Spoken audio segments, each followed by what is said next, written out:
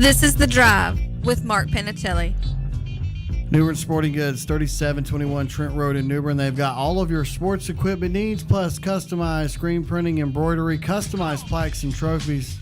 Check them out, 3721 Trent Road in New Bern. Or on the web, you can visit them at nbsports.net. New Bern Sporting Goods, where you're always in the game. We got a phone call. Yay! Magical Bacon in the house. So we welcome Jordan Honeycutt, Magical Bacon himself. How are you doing, buddy? What's up? Doing pretty good. What's going on, fellas and ladies and everybody listening? Absolutely. Sun Journal sports writer, and we finally made it to the NBA Finals, man. Yep, it's finally here. You don't sound enthused, Jordan. I'm enthused. You know, it is a long playoff process. I mean, you know me though. I do love the NBA playoffs. I'm excited since it's the Warriors. I'm okay. If it was Cavs Rockets, I would be very mundane about it. But since it's Cavs Warriors again, I'm pretty excited about it. And because I got a feeling I'm going to be feeling pretty good.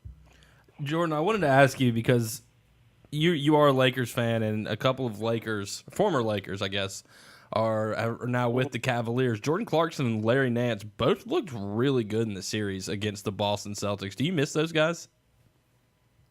Yeah, I mean, and in most circumstances, I would wish them the best, but I can't wish them the best in this series. I mean, I wish them personally the best. I'm just not going to be pulling for their team to win. Well, we want to get your prediction on it, but let's kind of hold off on that. One of the things that we're going to do today, a little bit later, is talk about what can, as we've eliminated two more teams from the equation, Boston and Houston. In your estimation, what can these two teams do, if anything, to find themselves playing for an NBA championship next year, starting with Houston? Houston, I think Houston just needs to increase their role players a little bit, as far as they need to get a little bit more size and get a little bit down. I mean, because like I said on Twitter, they tried to beat the Warriors the wrong way. They tried to out-Warrior the Warriors, and you're not going to do that because Houston has very good shooters. Golden State has two of the five greatest ones that ever lived. You're not going to win a game against the Warriors trying to do what they do, and it's just, they tried to outshoot them in Game 7, and you see what happened. They just need to get I think they need to get a little bit more physical with some good, because Clint Capela is the only good big guy they have. So you don't like Ryan Anderson? Need to do a little. No, Ryan Anderson he's a shooter. He's not a physical big. I mean, he's not a post. They need to get someone to help Capela, and they need to use when they were using Capela in Game 7. He was killing the Warriors, and then they just went away from it and started jacking up threes. How about go ahead? I was going to say, how about they go after somebody like Boogie? Would you like to see Boogie Cousins in Houston?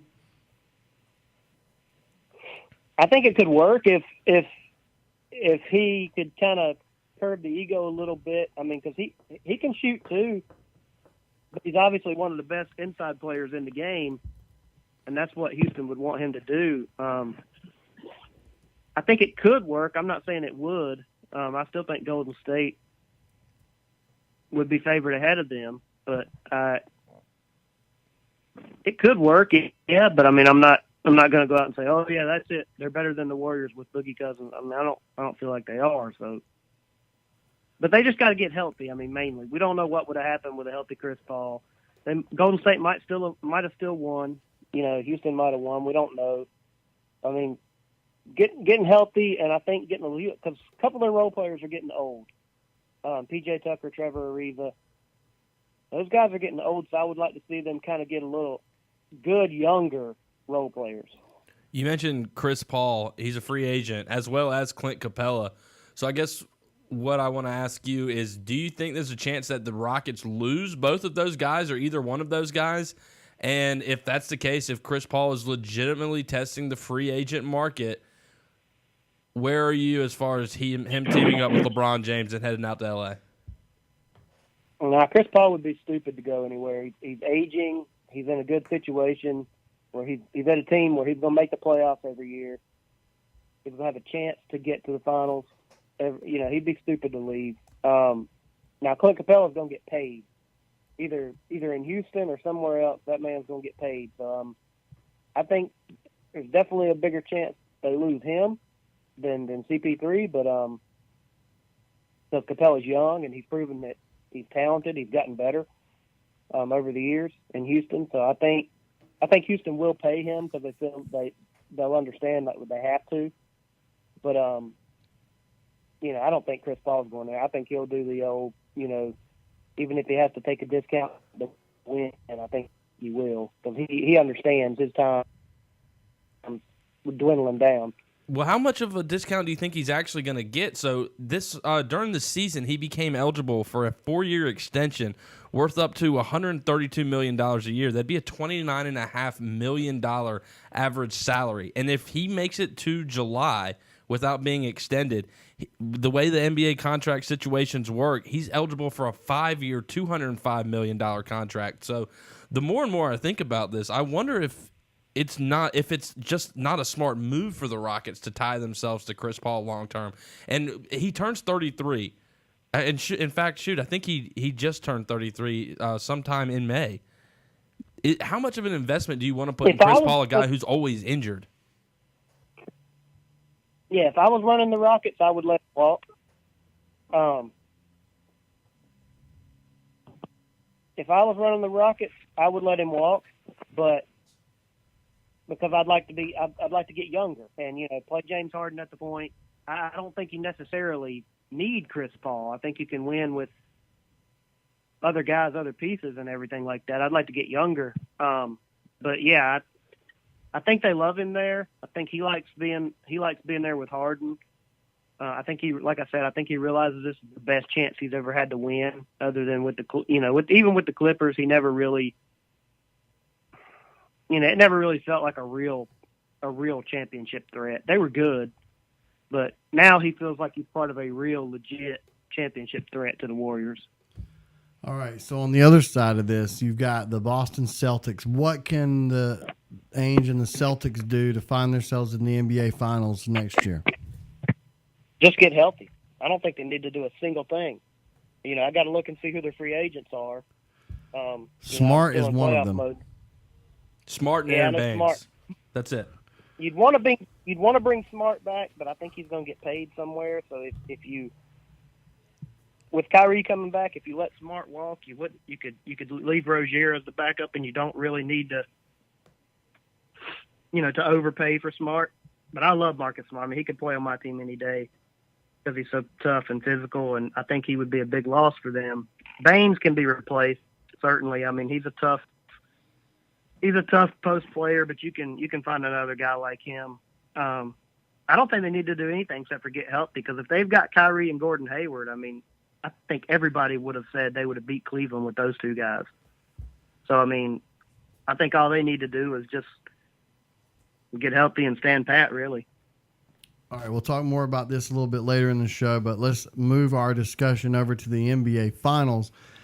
Cavs, Warriors, 4 or 5 games. How quick do you see this ending for Cleveland? I've got it Warriors in 5. Anything aside from an injury or a suspension to a significant Warriors player that would lead you to believe that the Cavs have a chance? I mean, they certainly have a chance. I'm not going to say I would probably give them about a 30% chance, 25 maybe. If you twisted my arm and told me to put a percentage chance on it. But if the Warriors are going to need Andre Iguodala healthy. He's been a big part of them beating Cleveland 2 out of 3 over the last 3 years. And then Cleveland's going to need Kevin Love healthy. So we don't know. Both of them have question marks. Both teams have question marks going into the series with injuries. But I just think Golden State, players are so much more experienced, and that championship experience of them is going to of them as a whole team. You know, obviously LeBron's got it, Kevin Love's got it, but there's not many other, you know, J.R. Smith and Tristan Thompson, but there's a lot of Cleveland players that don't have it, you know, that have been added to this team. So I just like, you know, it's hard to bet against the Warriors, and I never would. So it's when you got a team that's that loaded, I'll roll with them and take my chances. But let's just play the what if game for just a minute. Okay, LeBron James. I love this game. LeBron James wins this series. I don't care. It can be a sweep. It can go 7, whatever it is. LeBron James wins. Where are you with LeBron James after that as far as greatest player of all time? Because, you know, Jordan, I share a lot of similar sentiments with you when it comes to LeBron. But if he drags this team of misfits and they somehow take care of business against the Warriors, scoot over MJ. I'm sorry. I'm not ready to go that far, but I would probably slide him from 5th. He's probably 5th on my list right now. Hater. Man, Hater. nice. Who do you got ahead of him? Just curious. Kareem? Michael, Kobe, Kareem, and Bill Russell. Michael, Kobe, Kareem. That's not a bad list. Bill Russell doesn't count. But did you see Kobe try to insert himself into the whole MJ LeBron debate on Twitter last week? No, he belongs in the debate. He does I mean, not. he belongs in the debate. He's 5-2. He's 5-2 in the finals. He's number 3 all-time scorer. He's A ball hog. He's nothing without Shaq. His show on ESPN is terrible. I mean, we can go on. He won more rings than He Shaq, won. though. He won 2 titles without Shaq. You know, I mean, it's just, to me, LeBron would slide up from 5th. He would pass Russell and Kareem, I think, and be behind Michael and Kobe for, he'd be in 3rd, I think, if he went.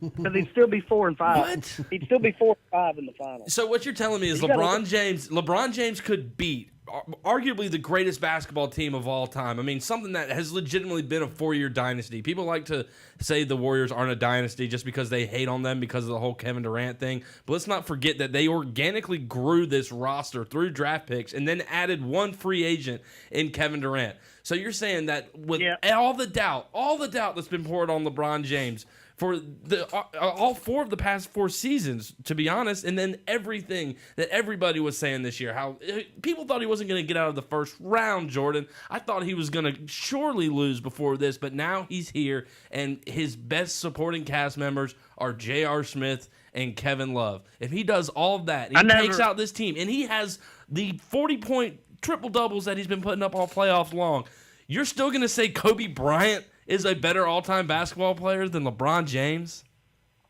Absolutely. Oh, God!